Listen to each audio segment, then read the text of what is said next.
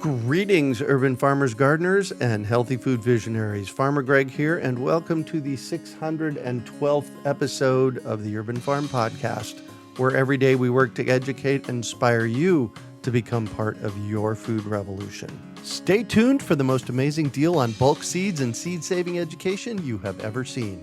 A few years ago, our team created an event called the Great American Seed Up, where we pack hundreds of people into a room over a few days to scoop amazing open pollinated and heirloom seeds for their gardens and collections. We came up with the scoop your own model because the majority of the cost of seeds is actually in the packaging and distribution. So by eliminating these costs, people can buy seeds at bulk pricing. Well, as you can imagine, packing hundreds of people into a room is not feasible these days, so we had to get creative. We came up with the Seed Up in a Box. And what's amazing about it is that now you can get these bulk seeds wherever you are in the world. We've chosen seeds that are popular, non-GMO, open-pollinated, and easy to grow. They're bundled 10 jumbo packs per variety, so you can share them with your community, family, church, or school. Your job is to split them into individual packages. Our job is to make them as inexpensive as possible, and right now, they're averaging about 60 cents per individual jumbo portion. With all the uncertainty in the world, a lot of people are thinking about how we can make our future more food secure. Seed Up in a Box is a great way to do this because each bundle has enough seeds and education so that you may never have to purchase seeds again. This is an amazing deal, and I am so excited for the opportunity to take the Great American Seed Up all around the world via our Seed Up in a Box. Learn more about Seed Up in a Box and get your own bundle by going to greatamericanseedup.org. That's greatamericanseedup.org. Welcome, everybody. Greg Peterson coming to you from the Urban Farm, and I'm here with a really cool person, Emily Rockey. Hello, Emily. Hi. Thanks for joining us. Emily and I, how long have we known each other for? Maybe 5 years, 6 years? More like 7. 7 years. Wow. So Emily came to us from a company called Tank's Green Stuff down in Tucson that was taking brush and sticks and consumer waste and making it into compost. And that's where Emily and I got to meet, which was really cool. Yes. We bonded immediately on soil. Right, which is what we're talking about today. So let me get your bio out here. And Emily studied plant sciences at the U of A, University of Arizona, focusing on controlled environment agriculture to optimize food production in indoor greenhouse systems. Then the incredible power of rich, true soil drew her to grow food in the ground. Go figure. And she served as an intern on organic farms in the US and Italy.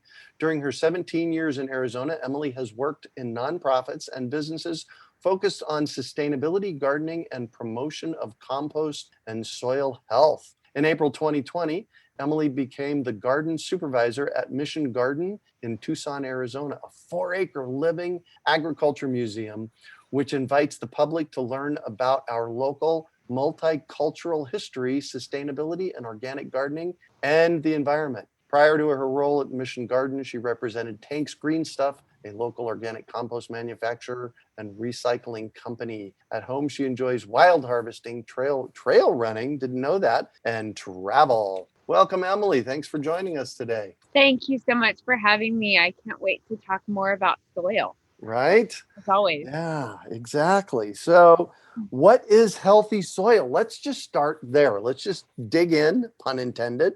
Let's just dig in and talk about what makes up healthy soil. Yeah, absolutely. Well, I think, first of all, we need to make sure that no one is referring to soil as dirt. Right. It's not dirt, it's soil, because soil contains living microorganisms. It contains air and water and minerals, as well as organic matter. And so that's the rich, earthy goodness that you can all tell whenever you pick up a handful of soil and you know it's good. That's soil. And dirt is something you might find on the floor inside the house or mud that got brought in. But that's a really good thing to think about first. But you might have heard me mention like air and water when we describe soil. And I just want to kind of start there, because those are two components that a lot of people forget about. That you can't just have this like hard brick of clay. Plants cannot live on clay alone, nor organic matter, compost. It's all about balance. And I think that that's the most important foundation. It's not rocket science, it's earth. And so when we're trying to recreate the ideal growing soil in our backyards, in our gardens, then we just need to remember the big basics. And so making sure that we're feeding the soil and the microbes in the soil, which I did also list the microbiology as part of the soil, is just as important as the air, the water, the physical or the mineral components, the organic matter. That is what makes up healthy soil. Got it. And I've said for years that, in fact, interestingly enough, before I said 5 components, I used to say there was 4 components of healthy soil. And you mentioned them kind of. Dirt, I call that, it's broken down rock, right? Usually highly compacted. Airspace, water, organic matter, right? And the 5th piece that I added maybe 6 or 8 years ago was everything that's alive in the soil. That's so right. Basically, you've mentioned all of those. Exactly. Let's talk about soil compaction really quickly before we go any further, and why it's important not to walk on your soil. Exactly. And it's mainly because when you compact the soil, you lose the airspace that we've been talking about just in a couple minutes here, the importance of air. Now, why is air so important? I mean, don't the plants need kind of the air around them, the oxygen and the carbon dioxide around them? Well, they do. And they also need it in their root zone, because those roots literally respire. They actually take in gases through their roots. And so if it's just really hard and dense and compact, you're not going to have very good success, because they have to have the air, or what we refer to as porosity or pore space. Oh, ooh, I didn't know that. That's cool. Porosity is for air and also for some water to take up those spaces. Obviously, water is also held on to the spongy part of the soil, the organic matter, and in some of the mineral components like the clay, especially clay soil can hold on to water. Sand, not so much, right? We all know that water moves through sand pretty quickly. But the porosity holds on to water and allows for the airspace to exist. Got it. All right. So we agree then.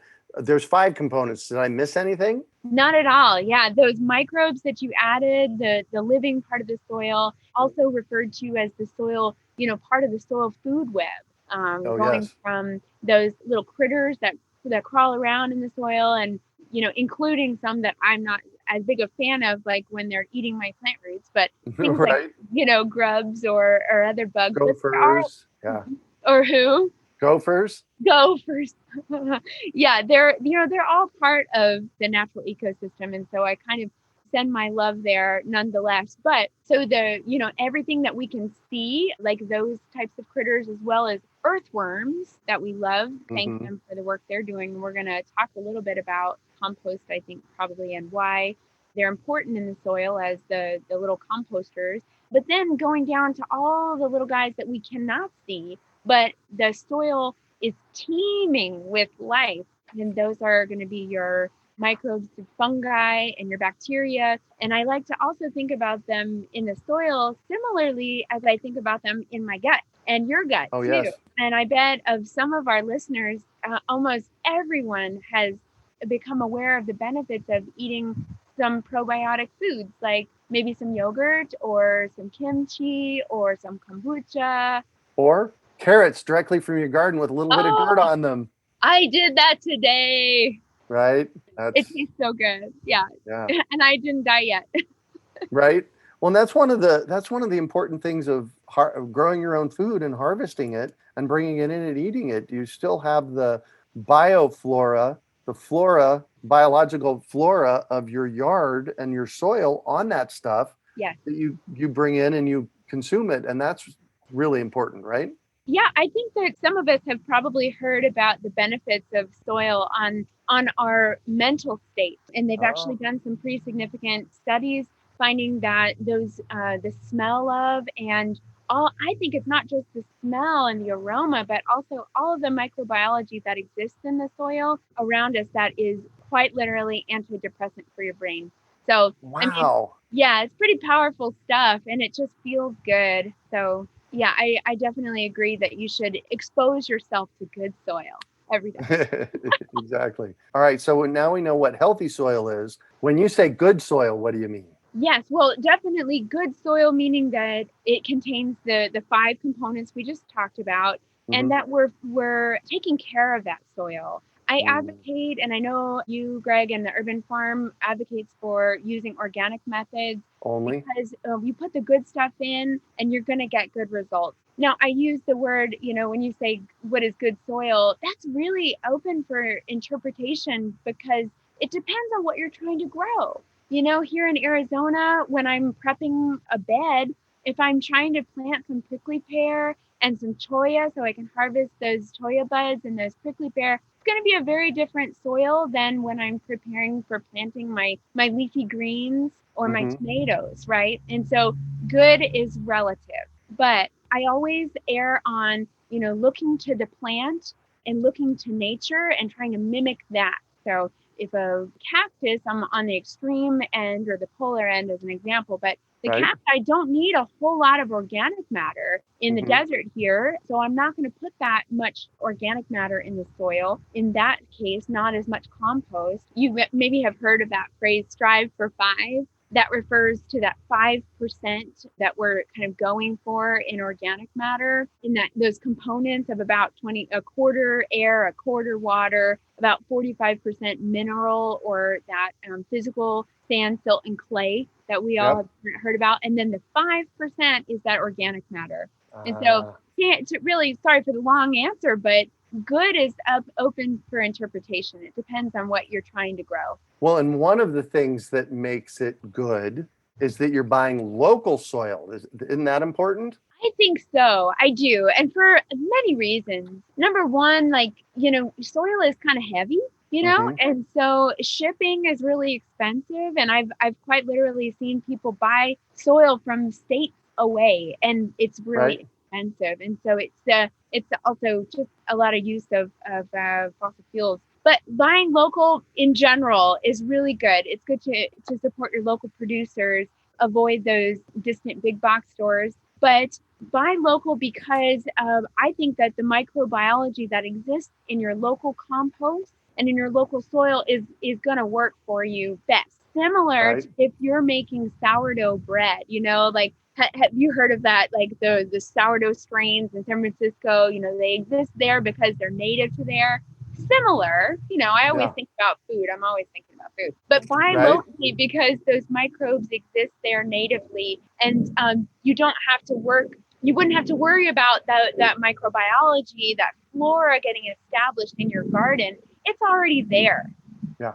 Besides that, it's just great to work with the local suppliers for them. Buy local. Yeah, exactly. Exactly. Paulette has a great question, and that is it possible to add too much compost to your soil? Yes, it definitely is because we've talked about that percentage that you want for organic matter in the soil, Hmm. which is 5%. Now, plants do take up organic matter. They take up those nutrients through their roots so that they can grow shoots and leaves and fruit. So we pick that fruit and eat it.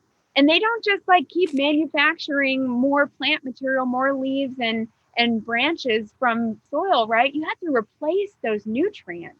And so oftentimes I'll kind of hear people complain that something isn't growing well. They're wondering why or my plant it looks kind of stunted. And I ask them when did you last feed the soil? Right. And they said, I haven't really. I can't remember the last time I fertilized that tree. And I say, well, you picked all those oranges from it, or you harvested all those apples, or you picked all those greens. But if you don't put the nutrients back into the soil, we're just taking, right? And Yeah. so, can you over compost was the question. So I want to get back to that. So there's a balance. You want to add compost and add fertilizer each time that you plant, and often even more frequently throughout the season, depending on the crop's needs. But in general, depending also on how established my beds are, so I'll break that down in a second, I may add compost and fertilizer every season, or I may add compost and fertilizer once a year. And if I'm in my orchard, like where I'm sitting right now, I'm going to be feeding that soil several times a year because these trees, they grow really fast.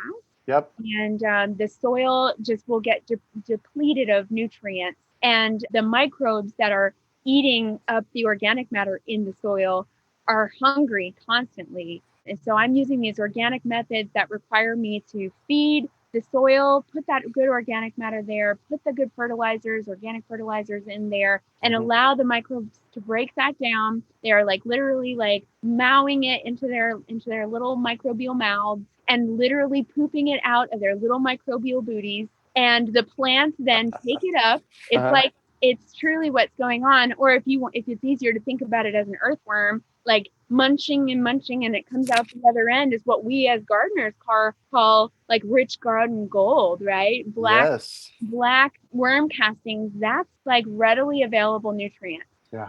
And so can you overcompost? Yes. And it really depends on the soil that you're starting with. Yeah. And what you're growing in that soil. But in general, like, once a year to once every season, my older beds, I don't have to feed as often because I've built up this bank, this nutrient bank, and the soil is nice and rich. So it's going to take a little bit of time. So you said something curious that kind of piqued my interest recently, and that is fertilizing the soil. I'd always thought that we were fertilizing the plants. Yep. And you said fertilize the soil, and you said that a moment ago as well. What does that mean? Yes. So plants need intermediary. They need help in breaking down those nutrients. They quite literally have kind of a microbial rhizosphere. It's like this zone right around the root tips. And that is where all the magic happens. The microbes take in those organic matter, those fertilizers, and they have a symbiotic relationship with the plant. The plant actually puts out a kind of a bait, which we call an exudate, meaning just that it's exuded from the plant. And the plant root puts out the exudate, and the microbes are attracted to that. It's sugars and foods. A lot of people don't know that so much of the carbohydrates and sugars that are generated in photosynthesis from the sun, most of those sugars actually go down to the roots. They don't just go like from the sun, generating from the sun to the leaves and the plants up top. They're actually going down to the roots to feed the microbes in the soil so that they can keep this cycle going. And so it's uber important to take care of those microbes because they're literally doing all of the work. And again, back to parallel in the body, in the human body, isn't it quite similar? I'm not a medical doctor, but I think that gut flora has to be there in order for us to digest our food. Oh, so absolutely. Quite similar. Absolutely. Thank you for that. So 433-923M is asking, what about worm castings? And you mentioned worm castings a minute ago. We call them gardener's gold. One of the reasons that I like to add worm castings is because there's usually worm eggs that come with them, right? Exactly. That's a peak perk benefit is that when you have the worm castings, there's baby little wormies in there, and that keeps that cycle going. A really big benefit of worm castings is microbial, that it's so full of good microbes. And so not only are you inoculating your garden with worms and future worms, but you're also inoculating your garden with beneficial soil microbes, fungal and bacterial, that we've been talking about as being so critical to soil and plant health. But of course, earthworms are the decomposers in the soil. Yeah. So when we put that compost into the soil, the microbes, including earthworms as well, all of the soil food web, they munch up that organic matter and poop it out into that worm casting that's readily available for uptake. because it's fully composted through the system of the worm. Mm-hmm. Yeah. Nice. All right, cool. I love worms. I like quite honestly, everyone that works around me knows that when I have found a worm, because it's a squeal of joy. Gotta love it. This is a curious question. Andrew wants to know, where do the soil nutrients come from in natural ecosystems like forests and prairies? Can we replicate this without adding compost? Thank you so much for asking that question. I love when we listen to nature. Yep. Because she really kind of does it right, like 100% of the time. Right. So the thing that nature has on us and the earth has on us is like, just billions of years, like lots of time. Right. Yeah, that she's been able to work out these systems. Whereas when we pop up a raised bed garden and we're like ready to grow today and we dump some soil in, that's a lot that hasn't had enough time to really work up a full bank of biologicals, the microbes and the beneficials in there, but also that compost. We have to just kind of dump it in there. And if you were to stick a shovel into a nice forested forest floor and pull back those layers, you could literally see the big chunky leafy stuff on top. Maybe I'll bring out my little tray here. Big sticks and twigs. You would probably be able to see some bugs or some other little critter that maybe has passed away there. And then as you go down in the layers, you're going to see, smaller, finer particles. And as that breaks down and we dig deeper into the soil, it's going to look more like rich compost, and it's going to be fully broken down. And that's where the root zone is. Yeah. And so really it's about being patient and mimicking this system in our own landscape and trying to recreate what Mother Nature does. So thank you for wanting to do that. Let's all aim for that goal. Yeah. So Andrew, typically what happens with the new houses in my neighborhood is they scrape the dirt completely clean. So you have dirt. They take out all the life, they take out of everything. So that's where we have to start. Now in my yard, I don't add a lot. I've been here 32 years. I don't add a lot of things anymore because a lot of that process is already working. And so we have to work through that. Yeah, we just have to work through this. And something that I like to talk about and teach is a practice called chop and drop. Yes. Yeah, and it's kind of fun to say also and to do, chop it and drop it. Yep. So you, instead of taking things out of our landscape or cleaning up, as it might be called or considered by somebody that's mowing and blowing and landscaping, what you're doing is taking out and removing that really important link of the cycle and recycling, which nature does by dropping those leaves, maybe dropping fruit, and allowing them to naturally decompose and compost right in place. And so how is our garden supposed to naturally replenish those nutrients if we're taking them out and lugging them to the curb and putting them into a landfill which is even worse? I mean, at least I would hope that it would go to a composting facility, but don't even get me started on all the things that happen when organic matter goes to waste in the landfill. Please don't do it.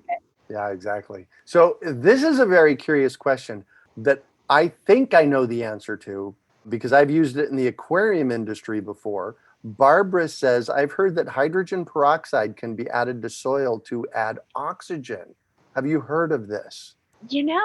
I know that hydrogen peroxide has antimicrobial benefits, right? For like when we use it maybe on our, when we have a wound or something. And so I actually have not heard of adding hydrogen peroxide to the soil. But when I think about kind of conceptually, and correct me, I'm looking forward to hearing what you have to say, Greg, but I err on the side of not killing anything in the soil. Oh, yes, of course, because hydrogen peroxide would do that. I don't know for sure, but just that's kind of off the cuff. I've not heard of that, and I'll have to write it down. When I was a lot younger, many decades ago, we used to go collect fish, wild fish, and bring them home. And one of the things that I did is I took hydrogen peroxide and dumped it, a couple of capfuls into the container with the fish. And it was supposedly help them breathe because hydrogen peroxide, you put it in water, it becomes water and oxygen. Uh-huh. So that's what I know about that. So great question. Jody says, what is the optimal combination of soil for growing food in containers? Same ratio as mentioned already, or is it different? That's a great question.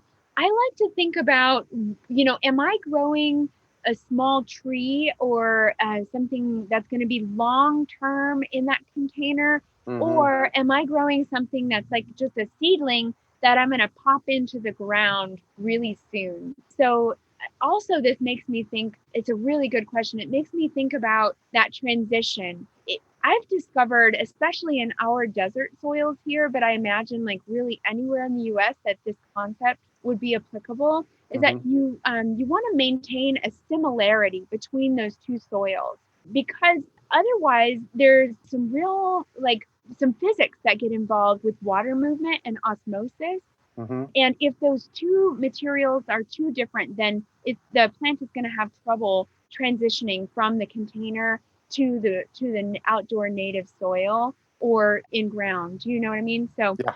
again, like there's not a one size fits all answer here, but your question is a great one. And in general, absolutely follow those principles of around 25% air, about 25% water and water holding ability. So like the sponginess of the soil, and then the components that are mineral. So let's break those down for, components that you might be able to purchase or get locally and incorporate into a mix. So for air, some options might be like a perlite or a vermiculite or a pumice stone or lava cinders, those kind of things that create airspace. For the water holding ability, there's things like sphagnum peat moss, which to be honest with you, I really don't use peat at all. I have a whole soapbox on that. Just Google it, why you shouldn't use peat, because I don't want to waste our time on that. But it's a non-renewable and not Yeah. sustainable. Big time. So the medium that I like to use is cocoa fiber, and it's called cocoa coir or core. It's the husk of the coconut. It's a byproduct of the coconut industry, and it's a renewable in that way. And it is magnificent at holding water and providing that lovely moisture holding capacity. And it doesn't break down for a really long time. So I like it a lot in containers that are going to be lasting on my patio or my Oh, porch yes. long term. Yeah. Yeah. So, and then remember that organic matter needs to be in there too. So good organic matter would be compost, worm castings, and any type of organic fertilizer. So make sure that anything in a container gets food, because those roots Oh, are yeah. confined. Yeah. That's huge. If you're growing in containers, you have to fertilize more regularly. Correct. Yeah. Yes, because you have to water them a little more frequently in general, as they Mm-hmm. dry out more quickly than you would in ground. Right. And so every time you water to give the proper moisture that the plant needs so it doesn't wilt, then you're leaching those nutrients. And you can see it when it runs out the bottom of the pot. If you're watering correctly, it should water come out the bottom of the pot. And you can see that color of the water should be like a brown color. And so those are some nutrients that you're losing. So you Right. got to feed the soil, feed the soil. There you go. Paulette, you rock. She says, oh my gosh, I love Emily. You can feel her love and enthusiasm for the soil and its life. She is exciting to listen to. Thank you for bringing her to us. So I'm there you excited go. to be here, and thank you for being here and loving the soil too. Yeah. All right. So Denver says, hello. If one is trying to adhere to a no-till method, when one tops the beds with compost, should one do some mixing? Oh, such a good question. This is Yes, it exactly is. where we were headed. I think I felt it was Yes. mulching. I love Yes. mulch. You know what? When I practice my no-till in my fields and in my beds here at the Mission Garden, where we really, really strive for all organic methods and caring for the soil, reducing erosion of that soil, and no-till is a method to do that. I do place the compost on top, but I do mix it in a little bit, like we're talking inches, like just a couple of inches, because Mm-hmm. I have found that really helps to get that soil kind of just like established, or the compost established there. Otherwise, it can sometimes just sort of sit a little bit on the top. And that's, if you were to throw a half an inch of compost, it would definitely get assimilated pretty quickly. Don't get me wrong. But when I'm like clear a bed and I'm wanting to add that amendment and place the compost like a good inch or two on there, depending on the needs of that soil, then I like to mix it in just a little bit with like a hard garden rake. And we're not talking about turning over the soil or rototilling or something like that. We're just mixing in a little bit. And furthermore, especially in dry climates, compost can become a little hydrophobic just because of our conditions, but really not just arid climates, but if that compost has been sitting for a little while and it hasn't rained, maybe it's going to be a little hydrophobic. And I'm going to take us on another food tour really quick. This is so similar to when you're making pancakes or bread and you put the water or the milk into the flour and that water just kind of beads up on top of the flour, right? And you have to mix it. So that's really, really similar when I put that compost down. Compost on top. Yep. Then I just need to kind of get it into the soil just a tiny bit. So that's what I do. And as well with fertilizers. Cool. Here's a very specific question. Joanne says, what is the spacing for garlic? Square Foot Gardening says 4 to 9 garlic plants per square foot. You could easily do that. Oh, per square foot. Oh man, I gotta like really think about spatial there. But we did 4 to 6 inches at Mission Garden. We went like great garlic crazy this year, and I loved it. The bulbs were massive. I mean, what a gratifying crop to grow. Honestly, you put a little clove in and it becomes this giant bulb. And you know what they say is plant your garlic where you have the worst soil and it'll probably still perform okay for you. Well, there you go. Nice. Put it in better soil and it does amazing. But yeah, I did 4 to 6 inches and had great results. Nice. How often should we fertilize plants and trees in pots? Yeah, there's a couple approaches here. And I want to ask, actually, Greg, what do you recommend? I was going to say monthly for sure, if not every 2 weeks, a little bit, and a little bit. Because like you said, when you put the water in, the nutrients go out the bottom. Exactly. So yeah, that was my thought. That's the 2 approaches I was thinking as well. Like you can do a small amount pretty much every time or every couple of weeks. Or you could do it a little bit more like seasonally as you would for your in-ground plants, but more frequently. I honestly get a little bit behind myself because 4 acres, interpreting 4,000 years of agricultural history here, I'm always behind. And so I can't say that I feed every time, but I routinely, about once a month, I'm throwing in a little handful of that organic fertilizer. And really, this brings up a question a concept that wraps back to what we've been talking about with the life in the soil and the microbes. It's just that it takes time for these organic fertilizers to break down because the microbes require time to process and take those in and digest them.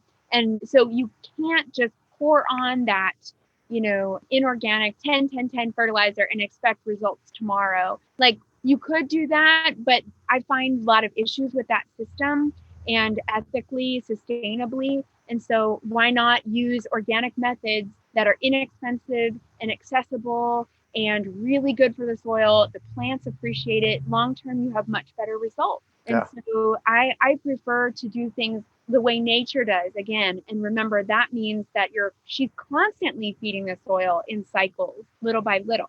Yeah. So you mentioned non-organic fertilizers. I have somebody in here that says, I do have powder Miracle-Gro fertilizer that is not organic. What's the biggest 2 reasons we need to use organic fertilizers?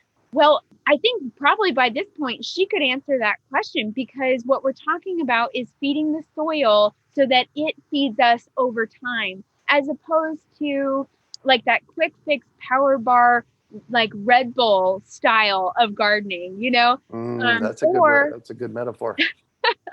What we're seeing in many parts of the world is our land is becoming non-arable. It's literally becoming non-farmable. It's done with its useful life because we've taken and not put back in. We've treated the soil in this, like, let's just feed it power bars and Red Bull, since you like that, metaphor, instead of giving it the life that it needs to sustain itself over time, following nature's way. So what we're seeing is our soil, being eroded, washed away, blown away, and becoming desolate, and not even being able to sustain plant life. I know you're all thinking the same thing that I'm thinking, that picture in your head of like that Dust Bowl, like soil that, oh, they used to farm there, but it's not possible anymore. And so really that's what we're getting down to, is like the long-term issues with following that method. That's not paying attention to nature's way. But also, like, let's think about the short term, relatively short term, in that what we've just been talking about is like, if we feed the microbes that are really the ones that are responsible for the uptake of the nutrients, and they need constant supply of that good organic matter, it's like, if we just use Miracle-Gro or something like that, then we're not nurturing the whole system. I want to just bring out one of my favorite books. I brought it along. It's Teeming with Nutrients, Jeff Lowenfels. He is... I think we had him on the podcast. Oh, I hope so. He is such a fantastic guy. And he's written actually 3 books, and I love them all. And they literally live on my nightstand. I read them at night. Teeming with Nutrients, Teeming with Microbes, and Teeming with Fungi. There's some great, great organic gardening books, but these 3 really spell it out so much for me in a very digestible way. And he himself is not a soil scientist by, like, for his whole life. He really was a lawyer, I think. And so fell into the love of the soil. So it's in layman's terms, and I really support people reading that, and you'll enjoy it. And he's funny too. Cool. So the big reason, my big 2 reasons for not using non-organic fertilizer is because it's harsh on the microbes. It negatively, the harshness of it negatively impacts the soil microbes. That we just spent so much time talking about. Right. So we have a bunch of questions. Well, can I also throw in one more thing? Yes, please. We shouldn't forget about our bodies. So I personally, don't want to eat those chemicals. And I don't think that they're safe. And not just for the planet or the soil and the microbes, but for you and me and our families. So that's a really big reason to use organic input. Jody says, can you put the title of that book in the chat? Janice, what was the name of it? Maybe Janice can get that for us. Thank you, Janice. Teeming with Nutrients. You see all my favorite little notes where I've bookmarked it. Teeming with Nutrients. All right. So we just have a couple more minutes. I want to see how many of these we can actually get to. All right. Is bone meal organic fertilizer? Absolutely. Yes. Organic meaning anything that has come from a carbonous organic base. So that was once alive is another way to put it. So animal, like bone meal or blood meal or feather meal, or it could be a plant based, like an alfalfa meal or a cottonseed meal or kelp. Or kelp meal. Yeah, absolutely. Exactly. So somebody says, what about Osmocote? Now, Osmocote looks like a brand. It doesn't look organic to me. It's not. And it's very commonly used in the nursery industry. It's a very good fertilizer for containerized plants in the nursery industry. But again, it's just a totally different approach. If somebody gave me a bottle of Osmocote, I might use it on like some of my inedibles, like if I had them in a container, just because I like to make use of something. But that's pretty much it. I wouldn't put it in my organic garden. For food, right? For food. Sue says, I was told to leave an eggshell in water and use dried banana peels in soil for tomatoes. Is that organic? It's definitely organic. What are your thoughts about that? Yeah, it was once alive, wasn't it? And came from a living organism. It sounds like a really nice cocktail for the soil. Right. I have a friend that empties his compost bin in a different part of his garden. Like, so he's not growing right here. And in this little spot, he'll take his compost out routinely, bury it, kind of mix it into the soil a little bit. And then next year, he'll rotate his crops over there because why? The microbes have had time to compost that organic matter, that plant material, and break it down. And now it's going to be ready for that garden to grow there. Nice. I call that pit composting. Yeah. Just dig a pit, drop it in, let the microbes do the work. It's very easy. Composting doesn't have to be hard. I know there's lots of compost related podcasts that you've done. So go check them out if you want to get started. It's very easy. Jody says, any experience with homeopathics and water for soil and plants? No, I can't say that I have gotten to dabble in that yet, but another thing I should look into. There's so many things, right? Has anybody asked more about mulch? Because I think that that's such a big one that we should not forget to talk about. We did talk a tiny bit about nature's way of mulching, but I think it's something that everybody needs to know a little bit more about. Can we talk about that? Jane says, please talk more about mulch. I do want to touch on one thing. I'm just going to answer this question real quick. The product Enviro Ice says you can use it as plant food. However, I cannot find the actual components that it's comprised of. Please comment. If you don't know the components, don't use it. Right? I mean, if you don't know what's in it, don't eat it. Same kind of thing. I agree. And I think if you just contact them, I've seen that recently as well. On some a package of ice that came in a box.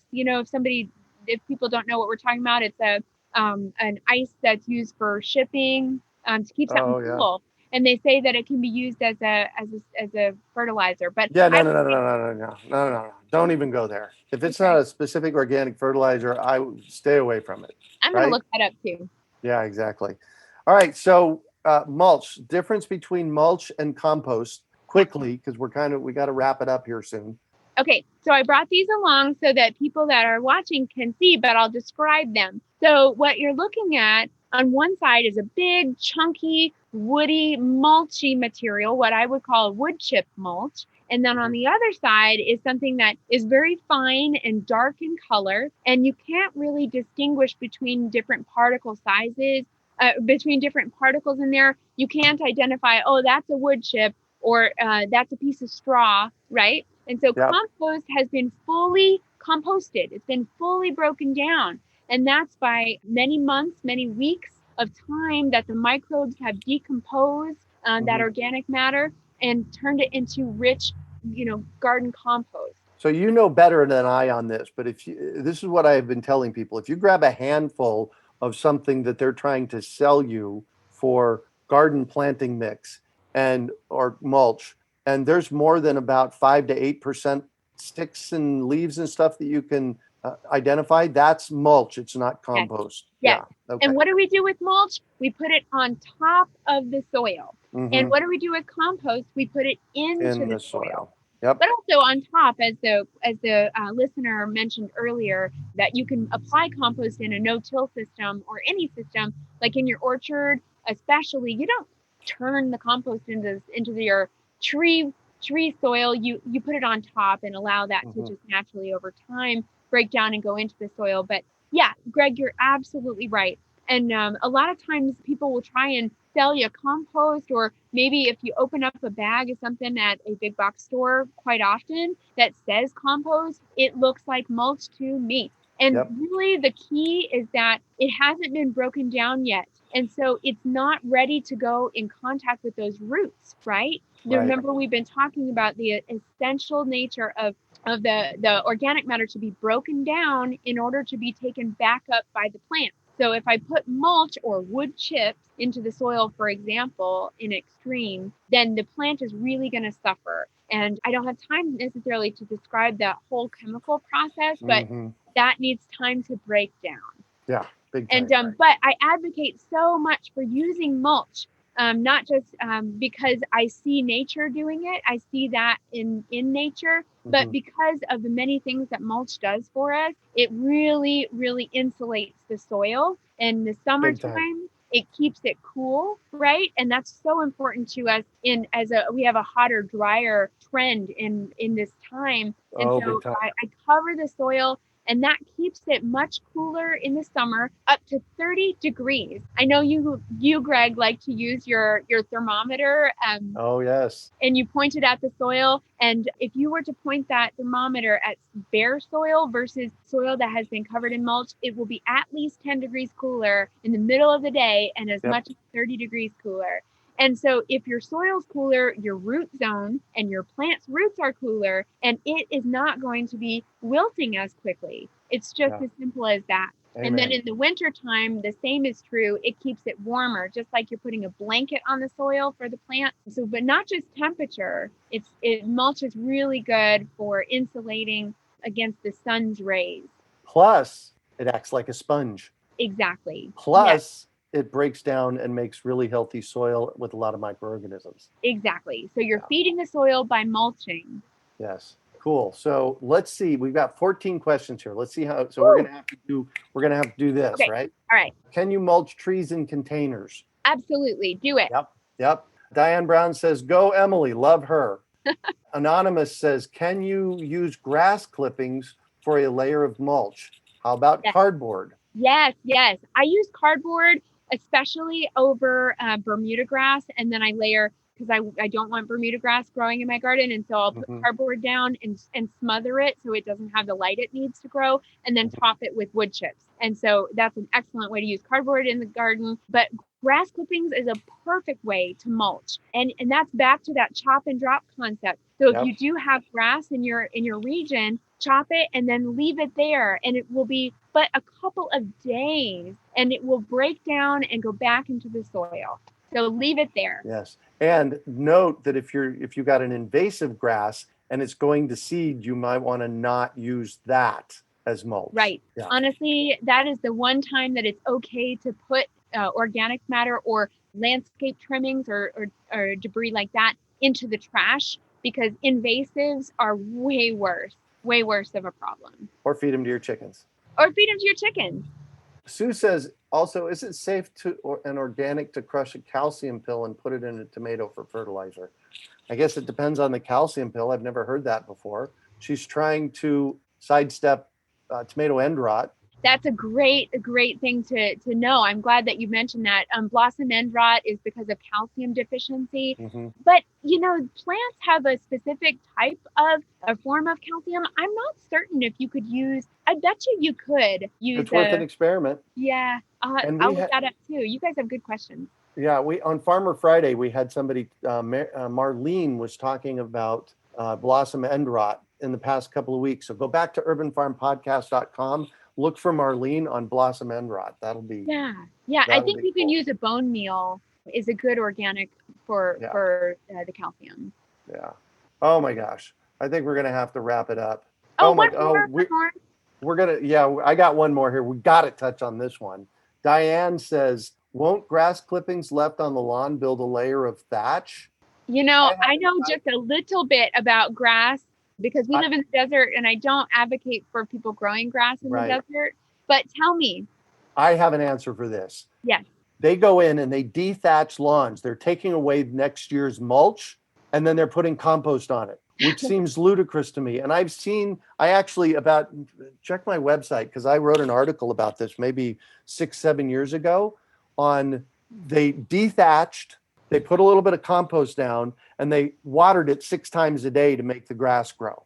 Because there was nothing to hold on to the water. Right. And it was a mess. That's exactly why I don't advocate for growing grass in the desert. Is there you water. Go. Yeah, exactly. All right. You guys have a lot of great questions here. We've answered 22 of them, but we need to wrap this up. Thank you for coming. I wonder, Janice, if there's some way to get these questions, because these questions would make a great podcast for Farmer Friday. We're going to get you on Farmer Friday, by the way. Well, Farmer it's a pleasure to talk with you. Yeah, Farmer Friday is a 4 to 12 minute here. Learn this. So, yeah, we'll get you there. Any last thoughts? I'm making screenshots of these so I can make sure I trap them and answer them. Thank you for all your great soil questions. Just as a reminder to feed the soil, be good to your soil, be good to your body, and be good to the earth. And those systems know best. Yeah. One of the attendees says, could we expand these sessions to 90 minutes? I want to get you to do a whole course on soil. We've been talking about this. So one of these days I'm going to get you. And Well, we'll have I do love lots. to talk about soil, so Yeah, it's really foundational. Everybody likes to say they've got a brown thumb or a black thumb, Mhm. and my response is always, it's the soil. Soil. You Yep. have to just put that foundation there, just like a house. Put that good foundation, and it will build from there up. Yeah, exactly. Exactly. Well, thank you so much for joining us on our monthly garden chat. One of the things you may note when looking at our podcast, we have probably more people talking about soil than anybody else, than any other topic, because it is the single most important thing that you can do is build healthy soil, right? Right. Yeah, very good. Exactly. Well, thank you. Thank you for joining us. Thanks for being out there, Janice, and supporting us in this, everything we do here. And we will catch you guys next month. Thank you, everybody. Thanks. See y'all later. We hope you enjoyed today's episode of the Urban Farm Podcast. Remember to listen for tips, advice, and resources to help you on your journey with urban farming. You can find us on the web at urbanfarm.org or send us an email to podcast@urbanfarm.org. In the words of Vincent van Gogh, great things are done by a series of small things brought together. Be encouraged that with each lesson learned and skill developed, you are one step closer in the direction of your dreams.